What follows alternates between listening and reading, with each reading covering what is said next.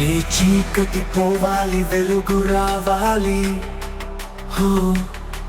నీ పాపం కడగాలి, కొత్త జీవం కావాలి.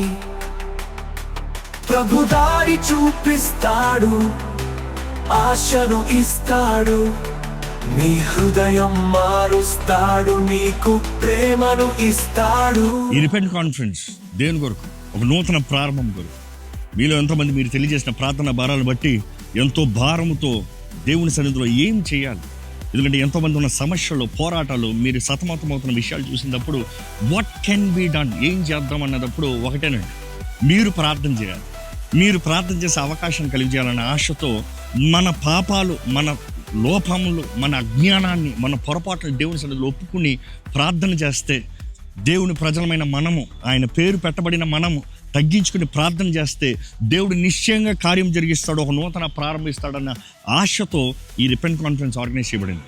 ఓ ప్రభువా, నీ కృపతో మార్పు తెచ్చి, నీ ప్రేమలో నన్ను నింపి, నీ క్షమతో నన్ను నడిపి, నీ దారి నాకు చూపవా. 3 రోజులు బలమైన ఆరాధన, దేవుని వాక్యం ద్వారా మనం సరిదిద్దుకునే వాక్యములు, అదే రీతిగా దేవుని సన్నిధిలో ప్రార్థనతో, విజ్ఞాపనతో బలమైన విడుదల, జయము, స్వతంత్రత కార్యాలని పొందుకుందాం. మీ భారాలను తీసుకుని రండి, దేవుని పాదాల దగ్గర పెట్టి ఆయన ఇచ్చే స్వతంత్రతతో ఇక్కడ నుండి వెళ్దామండి. ఈ స్థలాన్ని ఇప్పటికే ఎంతో ఆశతో, ఎదురుచూపుతో సిద్ధపరుస్తున్నామండి. ప్రార్థనతో దేవుడు కార్యం జరిగించాలని ఎంతో ఎదురుచూపుతూ ఉన్నాము. మీరు కూడా ఎదురుచూపుతారండి. ఎదురుచూపు కలిగిన వారి జీవితంలో దేవుడు నిశ్చయంగా కార్యం జరిగిస్తాడు. అదే సమయం అవసరతలు ఉన్నవారు, పోరాటాలు ఉన్నవారు, మీకు తెలిసిన బంధుమిత్రులు, స్నేహితులు ఎవరైనా సరే, వారికి ప్రార్థన సహాయం కావాలంటే వారిని కూడా తోడుకుని రండి. వారు దేవుని సన్నిధిలో జతపరచబడాలంటే తోడుకుని రండి. వారి జీవితంలో ఒక ఆశీర్వాదకరంగా మీరు మారండి. Come let's pray together. దేవుడే నిశ్చయంగా తగ్గించుకున్న వారి జీవితంలో కార్యం జరిగించినట్లుగా ఎదురు చూద్దాము, ఆశపడదాము.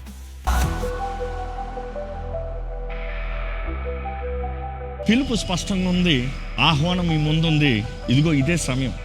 వాక్యం తెలియజేస్తున్న రీతిగా ఇదే అనుకూల సమయము, నేడే రక్షణ దినము. ఇదిగో రాజు పిలుస్తున్నాడు, స్పందిస్తారో చూడండి. నన్ను నిలుపు ప్రభు,